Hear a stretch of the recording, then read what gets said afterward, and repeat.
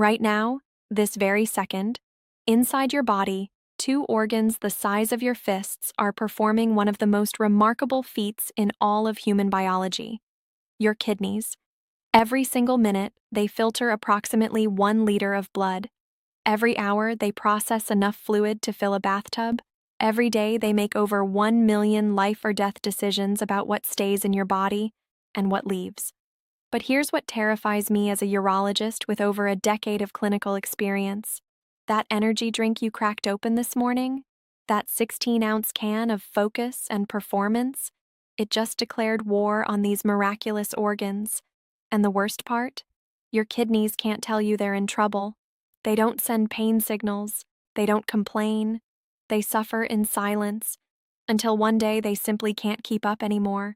Today, I'm going to take you on a journey, hour by hour, showing you exactly what happens inside your body when that massive dose of caffeine and sugar hits your system.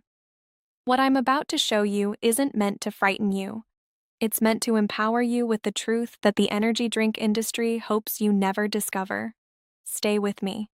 This might just save your kidneys and your life. Before we begin our hour-by-hour breakdown, let me share something that stopped me cold when I first read the research. The global energy drink market is now worth nearly $74 billion. That's billion, with a B. And it's growing by almost 10% every single year.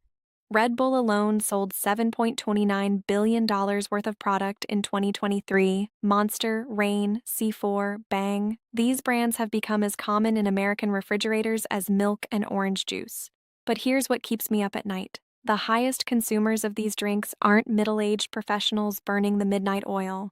They're teenagers, young adults, people whose kidneys are still developing, still maturing, and now still being bombarded with substances their bodies were never designed to process in such concentrated doses.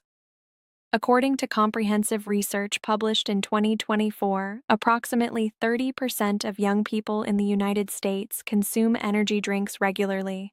In some populations, that number climbs even higher. And the consequences? A 2025 systematic review in Current Cardiology Reports analyzed 37 studies involving nearly 1,600 participants and found that energy drink consumption significantly increased heart rate in over 60% of studies, elevated blood pressure in more than half, and, perhaps most alarmingly, prolonged the QTc interval on electrocardiograms in nearly 2/3 of studies that measured it. But today, we're going deeper. We're going to follow that energy drink from the moment it touches your lips, through your stomach, into your bloodstream, and ultimately into the delicate filtering units of your kidneys. Because what happens there, at the microscopic level, explains why nephrologists like my colleagues around the world are seeing younger and younger patients walking through their doors with kidney damage that used to be reserved for the elderly. Let's begin. Hour 1. The assault begins. You take your first sip. The liquid is cold, sweet, and fizzy. Within seconds, the caffeine and sugar molecules begin their journey. Let's talk about what's actually in that can. A typical 16-ounce energy drink contains anywhere from 150 to 300 milligrams of caffeine. To put that in perspective, a standard cup of coffee has about 95 milligrams. Some energy drinks, like Bang, pack 300 milligrams into a single can. That's equivalent to drinking 3 cups of coffee in under a minute. But the caffeine is only part of the story. That same can contains between 40 and 54 grams of sugar, the equivalent of 10 to 13 teaspoons. High fructose corn syrup, the most commonly used sweetener in these beverages, delivers a 1-2 punch of glucose and fructose that your body must immediately process. Within 15 to 20 minutes of consumption, your blood sugar levels spike dramatically.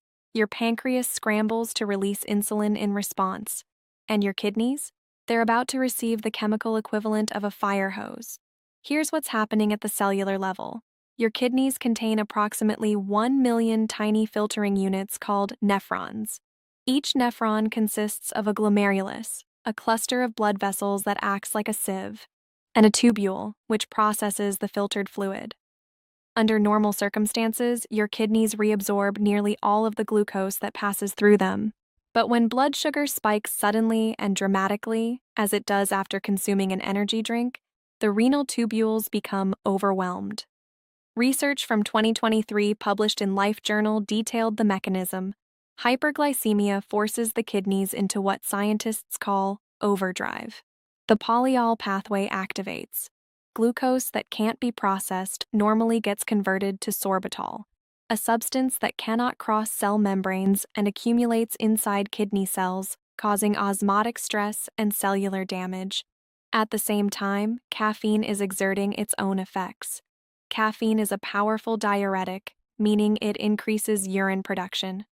A 2011 study in Urological Annals demonstrated that caffeine at doses of just 4.5 milligrams per kilogram of body weight significantly decreased the threshold of bladder sensation, making participants feel the urge to urinate at lower bladder volumes. For a 150-pound person, that threshold dose is approximately 300 milligrams, exactly what's found in many energy drinks. But caffeine does more than make you urinate more frequently. It alters the very mechanics of kidney filtration. Caffeine blocks adenosine receptors throughout the body, including in the kidneys. Under normal conditions, adenosine helps regulate blood flow to the glomeruli, constricting afferent arterioles at low concentrations and dilating efferent arterioles at higher levels. This delicate balance maintains stable filtration pressure. When caffeine blocks these receptors, that balance is disrupted. The result? Increased intraglomerular pressure. And over time, repeated episodes of elevated pressure can damage the delicate filtering membrane of the glomerulus, leading to protein leakage and the first signs of kidney dysfunction. Hour 3. The inflammation cascade. 3 hours after consumption, the acute effects of sugar and caffeine are now fully manifesting inside your kidneys. Let me explain what's happening at the molecular level, because this is where the real damage occurs. When fructose from high fructose corn syrup reaches your kidneys, something remarkable and troubling happens. Unlike glucose, which is metabolized throughout the body, fructose is processed primarily by an enzyme called fructokinase, also known as ketohexokinase. And here's the critical finding: your kidney tubules express high levels of this enzyme. A landmark 2014 study in the Journal of the American Society of Nephrology made a discovery that changed our understanding of kidney disease. Researchers found that when diabetic mice were genetically modified to lack fructokinase, they were protected from kidney damage, despite having identical blood sugar levels to mice that could metabolize fructose. In other words, fructose metabolism itself, not just high blood sugar, is directly toxic to kidney cells. When fructose is metabolized by fructokinase, it rapidly depletes cellular ATP, the energy currency of your cells. This ATP depletion triggers a cascade of events. Uric acid is produced as a byproduct, oxidative stress increases, and inflammatory signaling pathways are activated. The same 2014 study demonstrated that fructose metabolism leads to the expression of inflammatory markers, including macrophage inflammatory protein 3A, the infiltration of macrophages into kidney tissue, and increased deposition of collagen, the hallmark of kidney fibrosis. Now, let's talk about what's happening to your bladder during this same period. At the 3-hour mark, you've likely already made multiple trips to the bathroom. Each time you've experienced what urologists call urgency, that sudden, compelling need to urinate that feels impossible to ignore. Caffeine is a known bladder irritant. According to clinical guidelines from the American Urological Association, caffeine consumption is one of the primary dietary modifications recommended for patients with overactive bladder symptoms. A 2023 systematic review in the International Neurourology Journal examined the evidence on caffeine and bladder function. The researchers found that caffeine reduction was statistically effective at reducing urgency symptoms, frequency, and incontinence episodes in multiple randomized controlled trials. But here's what concerns me most about energy drinks specifically. It's not just the caffeine, it's not just the sugar, it's the combination. Delivered in massive doses, all at once, often on an empty stomach, frequently, multiple times per day. The carbonation in many energy drinks adds additional bladder irritation. The artificial sweeteners in sugar-free versions have their own irritant effects. The acidic pH can alter the chemistry of your urine. Your bladder's mucosal lining, designed to protect the underlying tissue from the caustic effects of urine, becomes inflamed. With repeated exposure, this inflammation becomes chronic. And chronic inflammation, as we've known for decades, is the precursor to tissue damage. Hour 10. The silent damage continues. It's been 10 hours since you consumed that energy drink. The caffeine has mostly cleared your system. The sugar spike has subsided. Your blood pressure and heart rate have returned to baseline. You feel normal. But inside your kidneys, the story is very different. This is the insidious nature of kidney damage. It's cumulative, silent, and progressive. Let me introduce you to a concept that every person who consumes energy drinks needs to understand: the glomerular filtration rate, or GFR. Your GFR measures how efficiently your kidneys filter blood. A healthy adult has a GFR above 90 milliliters per minute. When GFR drops below 60, you have chronic kidney disease. When it drops below 15, you're in kidney failure. Here's the frightening reality: you can lose up to 50% of your kidney function before standard blood tests show any abnormality. Why? Because your kidneys have remarkable reserve capacity. The remaining healthy nephrons compensate for the damaged ones, working harder to maintain normal function. But this compensation comes at a cost. Those overworked nephrons eventually burn out too. A 2024 study published in Pharmacy Education examined the effects of energy drink consumption in a diabetes animal model. Researchers found that chronic energy drink intake significantly affected blood urea nitrogen, serum creatinine, sodium, and potassium levels, all markers of kidney function. More concerning, histopathological examination of kidney tissue showed significant damage in animals consuming energy drinks, including tubular lumen dilation, accumulation of inflammatory cells, widening of Bowman's space in the glomerulus, and accumulation of cell debris. A Nigerian study published in 2025 in the Tropical Journal of Phytochemistry and Pharmaceutical Sciences examined the impact of popular energy drinks on kidney function in healthy young men over just 28 days. The results were striking. Significant changes in plasma creatinine, uric acid, sodium, and calcium levels occurred even in this short time frame. The researchers concluded that energy drink consumption could have a deleterious impact on kidney health. Now, let me connect this to something many of my patients experience but rarely discuss with their doctors: nocturia, the need to wake up at night to urinate. Nocturia is one of the most common and bothersome urinary symptoms, affecting nearly 30% of adults over 50. It disrupts sleep, impairs quality of life, and, here's what many people don't realize, it can be an early warning sign of kidney dysfunction. When kidneys are stressed or damaged, their ability to concentrate urine is compromised. The result? More frequent urination, particularly at night when you're not consuming fluids to mask the symptom. That energy drink you had at 2 p.m., it may be the reason you're waking at 2 a.m. The long game: chronic damage and irreversible changes. I want to be very clear about something. A single energy drink, consumed occasionally, is unlikely to cause permanent kidney damage in a healthy person. But that's not how most people consume these beverages. According to market research, regular energy drink consumers average 1.5 to 3 drinks per day. Among young adults and teenagers, power hours of consuming multiple energy drinks in short periods have become common, particularly around exams, athletic events, or long work shifts. This chronic, repeated exposure creates a fundamentally different physiological situation. Let me explain using a concept called metabolic memory. Research has shown that even after blood sugar levels are normalized, cells that were exposed to high glucose retain a memory of that exposure. Epigenetic changes, modifications to how genes are expressed, persist long after the initial insult. Inflammatory pathways, once activated, remain primed for reactivation.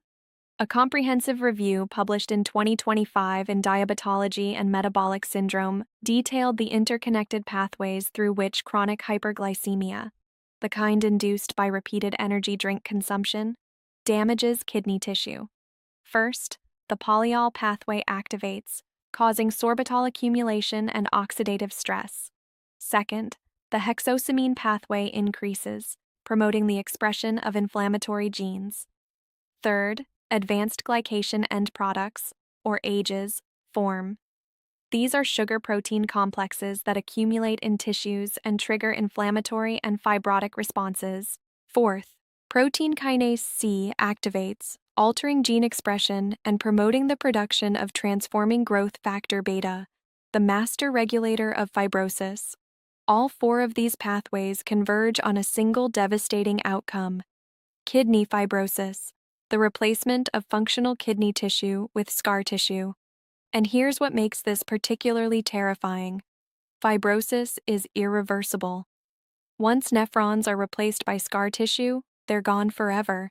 They don't regenerate, they don't heal.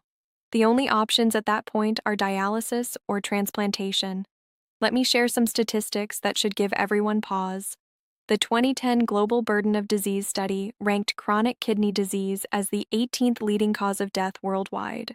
By 2020, it had risen to become one of the fastest-growing causes of mortality on the planet. The prevalence of end-stage renal disease in the United States increased fourfold between 1980 and 2002, the exact same period during which high-fructose corn syrup consumption exploded. Coincidence? The science suggests otherwise. Who's most at risk? Now, I want to speak directly to several groups who need to hear this message urgently. First, anyone over 50. As we age, our kidney function naturally declines. The nephrons we were born with don't regenerate, and by age 50, most people have already lost a percentage of their filtering capacity. Adding the stress of energy drinks to aging kidneys is like asking a marathon runner to sprint. They might do it once or twice, but eventually, something breaks. Second, anyone with diabetes or prediabetes. If you have diabetes, your kidneys are already under siege from chronic hyperglycemia. Adding the sugar load from energy drinks accelerates damage exponentially.